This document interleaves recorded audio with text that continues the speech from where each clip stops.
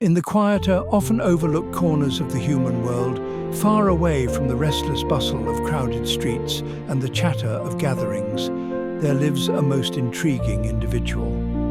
He is known simply as Dear Old Al.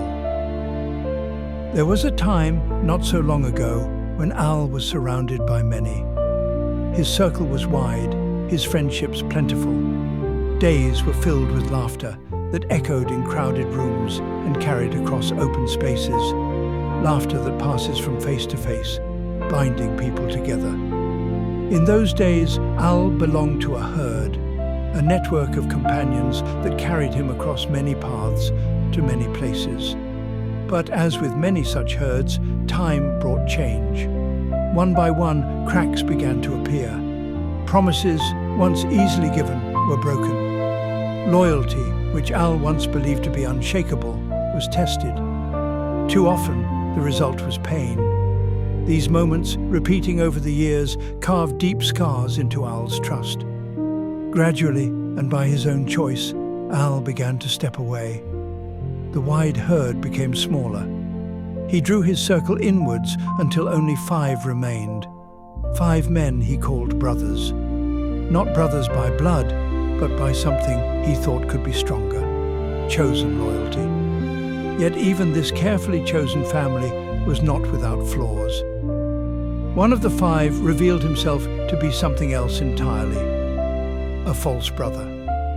When tested, he placed self-interest above the bond they had shared. The trust shattered, and Al, firm in his resolve, closed that door. There would be no 6th, no replacement.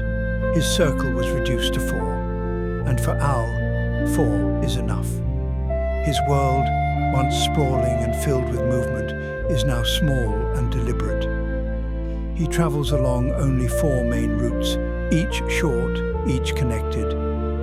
These paths are the edge of his territory, and he rarely ventures beyond them. They lead him to the places that matter most: his home, his brothers' homes, and the essential stops that form the rhythm of his life. Here, Al has found a peace the wider world could not give him. At his second home, one of his brother's houses, Al keeps only the barest essentials: a single chair, worn by time and molded to his shape. It is the chair he uses without exception, politely refusing every offer of a newer or more luxurious seat. Beside it stands the smallest, most basic table in the house.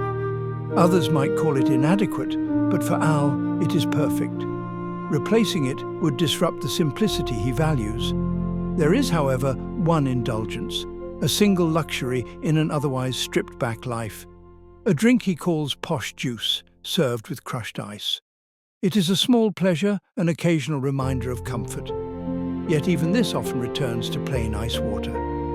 What defines Al is not what he has, nor how he lives, but what he does. Among the 4 brothers, he is the carer. Al steps forward to help. A ride to somewhere a brother needs to be. A hand with a task that might be too much for them alone. A quiet word when the day has been unkind. He gives without keeping score, without asking for thanks. Even in his own difficult times, when storms gather inside him, Al wears a smile. It is not a falsehood, but a shield, protecting his brothers from his own pain. Were it necessary, he would give them his last coin, his last bite of food, his last possession, even if it meant going without himself. For Al has learned something rare, that giving brings happiness. To the outside world, he might appear unremarkable, a face in the crowd. But within his small circle, he is much more.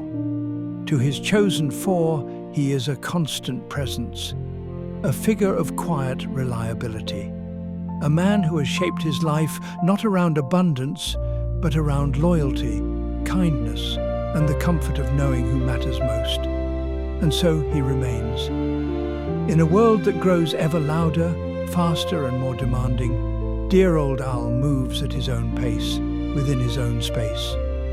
4 roots, 4 brothers, a simple life, and in that life he has found his peace.